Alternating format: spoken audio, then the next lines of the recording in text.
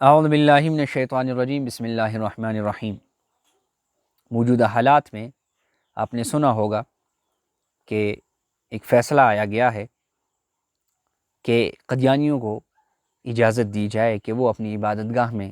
عبادت کر سکے، دعوت و تبلیغ کا کام کر سکے، نشر و اشاعت کر سکے، کیونکہ یہ پاکستان کے آئین 1973 کے خلاف ہے، اور اس قانون کو قدیانی زبردستی اور پورا زور لگا رہے ہیں کہ یہ قانون چینج کیا جائے۔ ہم مسلمانوں پر فرض ہے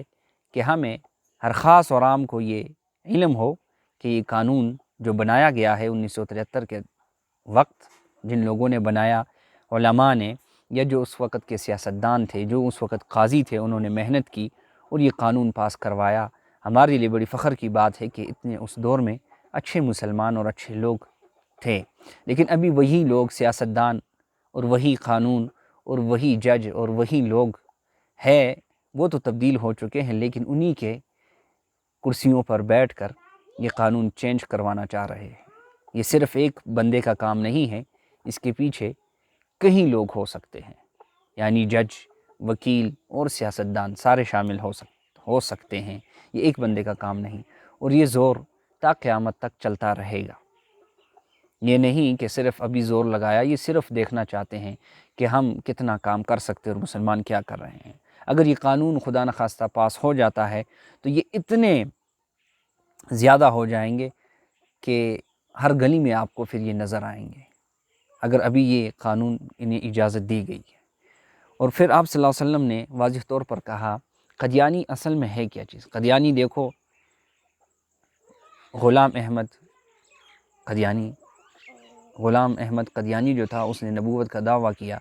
اور اپنے آپ کو نبی مان بیٹھا، اور پھر اس کے پیروکار بنے۔ جب پیروکار بنے تو اس وقت کے علماء نے یہ ان کے خلاف کیس کروائے، عدالت لے گئے، یہاں تک کہ اسمبلی میں بھی بل پاس کروایا کہ یہ مسلمان نہیں ہے، کیونکہ یہ جو بھی نبوت کا دعویٰ کرتا ہے وہ اسلام کے دائرے سے خارج ہو جاتا ہے، اور پھر اس کے ماننے والے یا جو اس سے دلیل مانگے گی وہ بھی اسلام سے خارج ہو جاتا ہے۔ تو بڑا ہی اچھا قانون 1973 کے تحت جو ان پر قانون پر پابندی لگی، جو اس وقت کے قاضی یا وکیل جو بھی اس پر پابندی لگائی گئی، وہ یہ تھا کہ وہ 5 چیزیں نہیں کر سکتے۔ سی اور بی 298 بی اور 298 سی کے تحت ان پر یہ قانون لاگو تھے، اور یہ پابندیاں تھیں کہ وہ اپنے آپ کو مسلمان نہیں کہہ سکتے، اپنی عبادت گاہوں کو مسجد نہیں کہہ سکتے، مساجد نہیں کہہ سکتے، اذان نہیں دے سکتے، اپنی مذہب کی دعوت نہیں کر سکتے، اور اپنی مذہب کو اسلام نہیں کہہ سکتے۔ اس ملک میں ہر بندے کو اور ہر فرقے کو اور ہر مذہب کو آزادی ہے، لیکن وہ اس لیے آزادی ہے کہ وہ اپنی ایک تحت، اپنی ایک قانون اور اپنی ایک کتاب اور اپنی ایک دائرے میں چلتے ہیں۔ یعنی عیسائی ہے، ان کو بالکل اجازت ہے، عیسائیت کی دعوت بھی کرتے ہیں، ہر چیز کرتے ہیں، چرچ جاتے ہیں، کوئی ممانعت نہیں، انہوں یہ حق حاصل ہے۔ اسی طرح ہندو ہے، اسی طرح سکھ ہے، اسی طرح یہودی بھی یہاں آباد ہے، ان سب کو اجازت ہے۔ اسماعیلی ہے،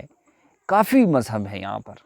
جو دنیا کے اندر جتنے مذہب پائے جاتے ہیں اس میں کم و بیش یہاں مذہب وہ بھی موجود ہے، لیکن انہیں اجازت ہے۔ انہیں اجازت اس لیے نہیں کہ یہ اسلام کا لبادہ اوڑھتے ہیں اور اندر سے نبوت کا دعویٰ کرتے ہیں اور اپنے خلیفہ بالتے ہیں اور اپنی جنت اپنی دوزخ الگ کرتے ہیں۔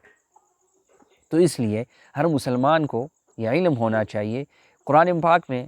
واضح طور پر اللہ تعالیٰ نے فرما دیا وَلَٰكِن رسول اللہ وخاتم النبیین وکان اللہ بکل شیء علیما،